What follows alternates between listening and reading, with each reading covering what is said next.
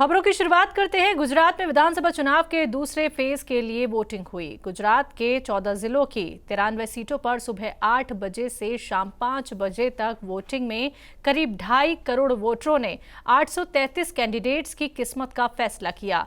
वहीं इस दौरान वजीर आजम नरेंद्र मोदी और वजीर दाखिला अमित शाह ने भी गुजरात विधानसभा चुनाव के लिए अपना वोट डाला। जहां एक तरफ बीजेपी पूर्ण बहुमत के साथ जीत का दावा कर रही है, तो वहीं सियासी पार्टियां एक दूसरे पर इल्जाम लगाती हुई भी नजर आई। आपको बता दें कि गुजरात विधानसभा के नतीजे 8 दिसंबर को आएंगे और इसी दिन ये साफ हो जाएगा कि गुजरात विधानसभा पर कौन काबिज होगा। आज गुजरातना 2022 विधानसभाની ચૂંટણીના બીજા તબક્કાનો મતદાનનો દિવસ છે। સવારથી જ ખૂબ ઉત્સાહપૂર્વક ગુજરાતની જનતા અઢી દાયકાથી વધુ ગુજરાતની વિકાસ યાત્રાના સમર્થનમાં વોટ આપવા માટે ખૂબ ઉમળકાભેર નીકળી છે।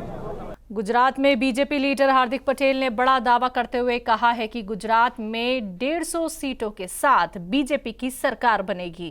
मेरा वोट और मेरे साथ पूरे गुजरात का वोट विकास पे पड़ेगा।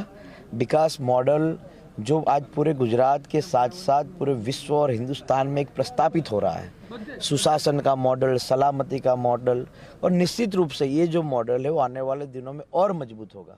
नरेंद्र भाई मोदी कहते हैं कि ये चुनाव सामान्य नहीं है, ये चुनाव आने वाले 20 साल का गुजरात का भविष्य तय करेगा। और निश्चित रूप से हर एक वोट भारतीय जनता पार्टी के समर्थन में पड़ रहे हैं।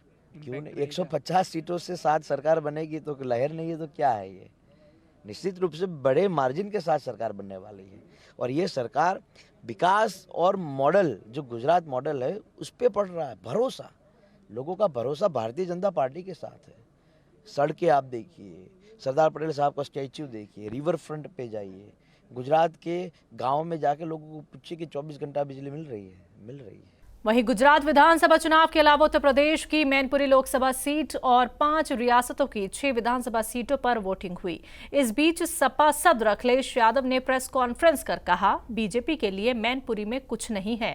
तो आखिरकार ये प्रशासन वोट किसके लिए डलवाना चाहता है?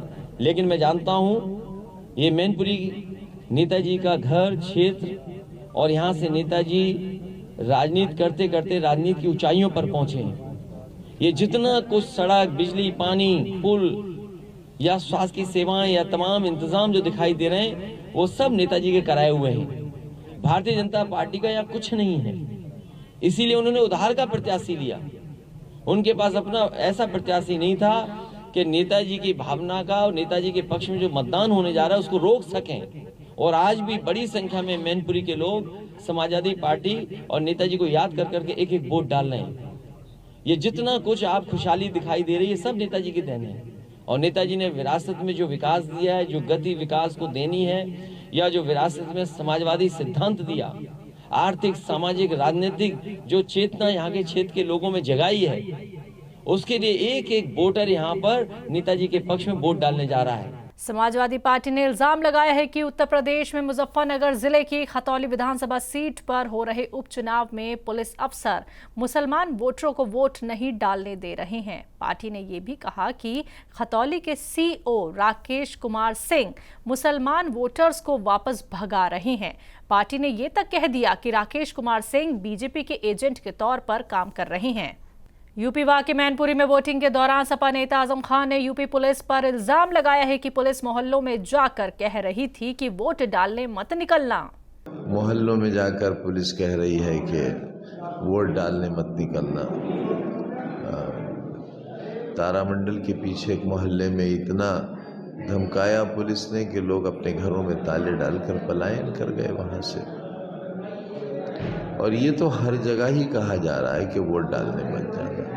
सपा विधायकों ने मैनपुरी में चुनाव के दौरान धांधली का इल्जाम लगाते हुए सरकार और यूपी पुलिस को घेरने की कोशिश की। सपा विधायकों ने इल्जाम लगाया कि वोटिंग के दौरान धांधली की गई और पुलिस के जरिए वोटर्स पर लाठियां बरसाई गई और साथ ही उनके साथ वोटिंग के दौरान भेदभाव भी किया गया। मध्य प्रदेश में 12 दिनों में 380 किलोमीटर की दूरी तय करने के बाद कांग्रेस लीडर राहुल गांधी की भारत जोड़ो यात्रा राजस्थान पहुंच गई है। इस दौरान राहुल गांधी के साथ मध्य प्रदेश कांग्रेस के सदर कमलनाथ और पार्टी के दीगर नेता भी शामिल रहे। यहां कांग्रेस कारकुनान ने यात्रा का जोरदार इस्तकबाल किया। इस यात्रा में राहुल गांधी के साथ CM Ashok Gehlot, deputy CM Sachin Pilot और गोविंद सिंह डोटासरा साथ चलते हुए नजर आए। राजस्थान में जारी सियासी घमासान के बीच गहलोत गुट और पायलट गुट दोनों राहुल गांधी के साथ कदम मिलाकर चल रहे हैं। वहीं भारत जोड़ो यात्रा के दौरान कांग्रेस लीडर राहुल गांधी ने मीडिया पर तंज कसते हुए कहा कि प्रेस के लोग हमारे मित्र हैं पर हमारी बात नहीं दिखाते। ये जो हमारे प्रेस के मित्र हैं आज दिख नहीं रहे मुझे, कहां गए वो? ये देखिए यहां बैठे हैं। आज इनसे मिला, मजाक हो रही थी। मैंने इनसे कहा देखिए आप ये मत समझिए कि मैं आपकी बुराई कर रहा हूं। मैं कहता हूं, मीटिंग में कभी कभी कहता हूं, जैसे शुरुआत में मैंने कहा प्रेस के हमारे मित्रों, फिर मैं कहता हूं प्रेस के मित्र हैं मगर हमारी बात तो कभी दिखाते नहीं। तो कैसे मित्र हैं? टीवी पे हमारी बात नहीं आती, हम मनरेगा की बात करते हैं वो नहीं दिखाते, हम नोटबंदी के बारे में बोलते हैं वो नहीं दिखाते, गलत जीएसटी के बारे में बोलते हैं वो नहीं दिखाते। तो मैंने इनसे कहा देखिए आपकी गलती नहीं है, मैं जानता हूं कि आपके पीछे लगाम लगी हुई है।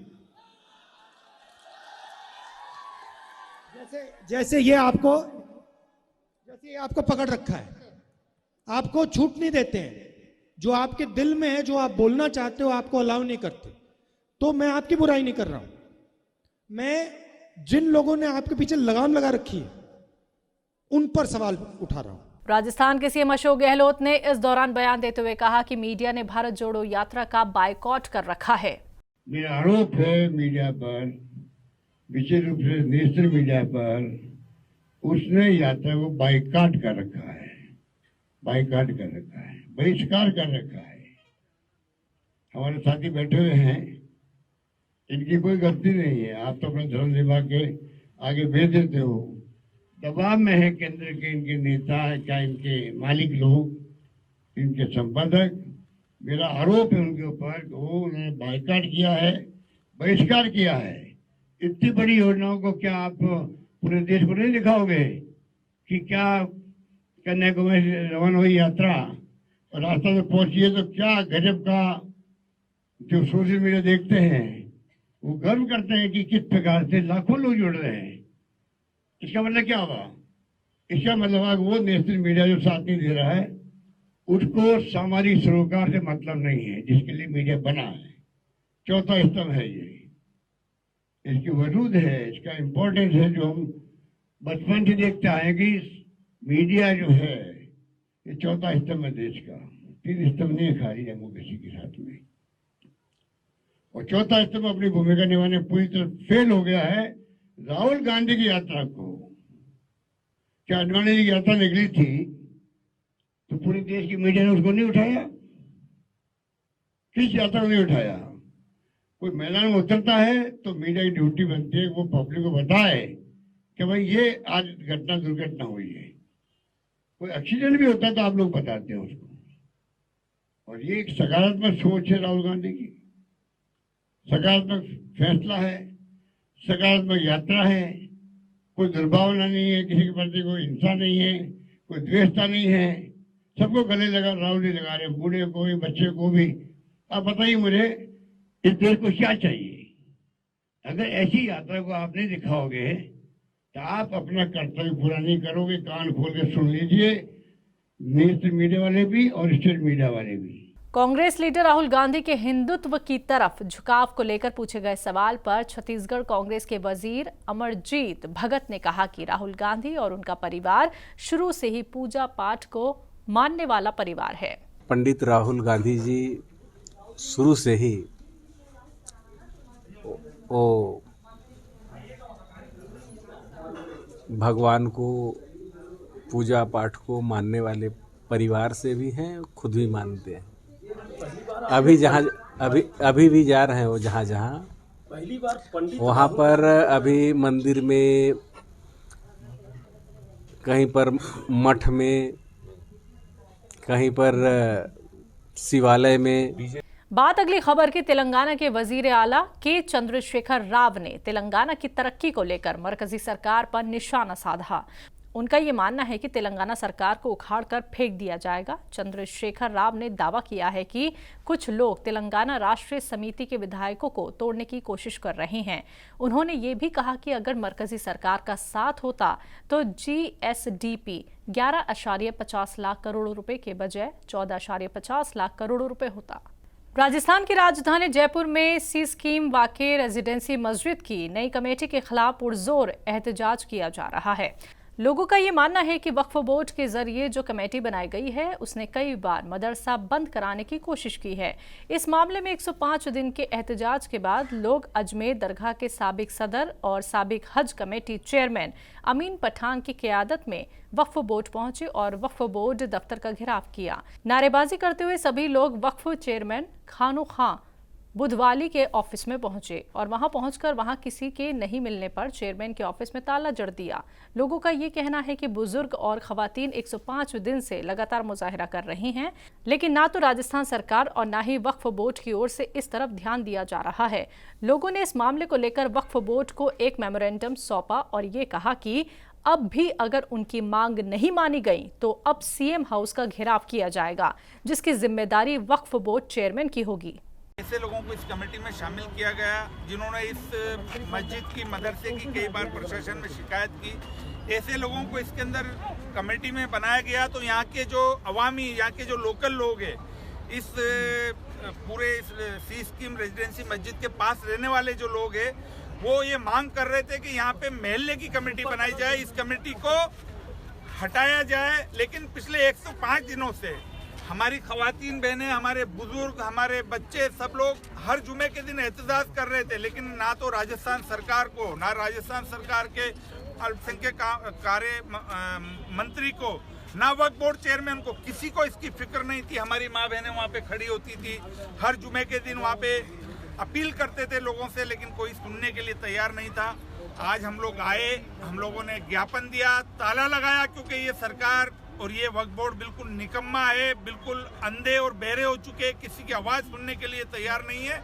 आज हमने कहा है कि अगर अगले जुमे के पहले इस कमेटी को नहीं हटाया गया तो राजस्थान सरकार का जो मुख्यमंत्री है उसके घर का घेराव किया जाएगा। उसके लिए चाहे लाठी चले, चाहे भाटा चले, कुछ भी हो जाए, क्योंकि ये जो सरकार है जिसने झूठे प्रलोभन दिए थे कि अक़लियतों की तालीम, तरक्की, रोजगार के लिए काम करेंगे, इनके मदरसों को अपग्रेड करेंगे, लेकिन वो व्यक्ति जिसने मदरसे को बंद कराने की शिकायत की उसको यहाँ का चेयरमैन बनाया उस कमेटी का। तो ऐसी सरकार, ऐसी वक्फ बोर्ड और ऐसे मंत्री के खिलाफ राजस्थान भर के अंदर इसका एहतजाज किया जाएगा।